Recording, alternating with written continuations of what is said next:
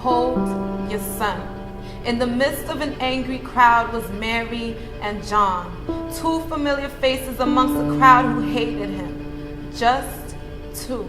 Where did his followers go? His passion for relationship was evident the way Mary pursued her son to the foot of the cross as he secured Mary's safety to the one whom he loved. Close to the crushed in spirit, he made sure she would never be alone. Jesus crucified next to criminals sentenced to death for nothing he did wrong. In 2015, it still goes on.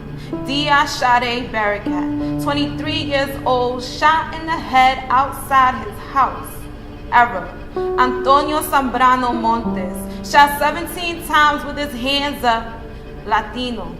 Tony Robinson, 19 years old, shot inside his home. Black. Tamir Rice, Michael Brown, Andy Lopez, Kimani Gray, Reynaldo Cuevas, and more. Sentenced for who they were and not what they had done. Isaiah 53:8, by oppression and judgment he was taken away. So, mother, behold your son.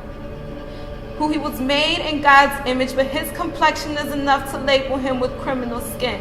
It pains her like the bullets that strike innocent children. Black and brown stand endangered while white and blue continue to shoot as if color were a disgrace. But I thank God for grace, sufficient to fight against injected lies, wrong perceptions, and misleading statistics.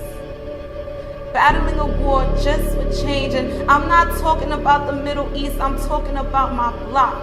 Government policy, police brutality, corrupted mentality. A spiritual battle, to say the least. The God of peace will soon crush Satan under the feet of colorful children covered in seas of scarlet. Using hate as batons to beat the manhood out of sons and disfigure his identity. Right and wrong is irrelevant, just make him hate who he is. How easy it is to forget a man has a mother when you are chaining him. Don't you see, even when he is at fault, she denies what is said about the one she saw take his first breath while they attempt to steal his last. So mother, behold your son. She pleads to help you see that boy you locking up had childhood dreams. Behind the metal cage, he wishes that words would be enough to apologize. I won't do it again, Ma. And she's the only one who believes he will change. Desperate to save a flawed man. She's the only one who could look past the heroin. They say she failed in raising him, spends money she doesn't have. She's a fool for getting in debt. They say let it go, he did it to himself, but she cries, put his sentence on me. Tears streaming down as she's on her knees, begging God to take the pain from him and lay it on her so that he could be free. Because freedom is next to peace in the world filled with the enemy's schemes to separate families and kill who the Lord loves. God brings what is dead back to life, seeks justice for the oppressed. So mothers, behold your sons. Hold them close even if he wasn't formed in your womb. Love each one like the son you never had, like the one that you lost.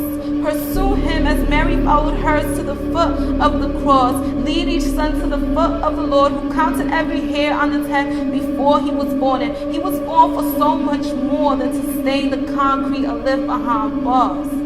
Salvation is the reason Jesus was nailed to the cross. His last words still an echo in our hearts, a reassurance of his love for the woman who birthed him. Mother, behold your son.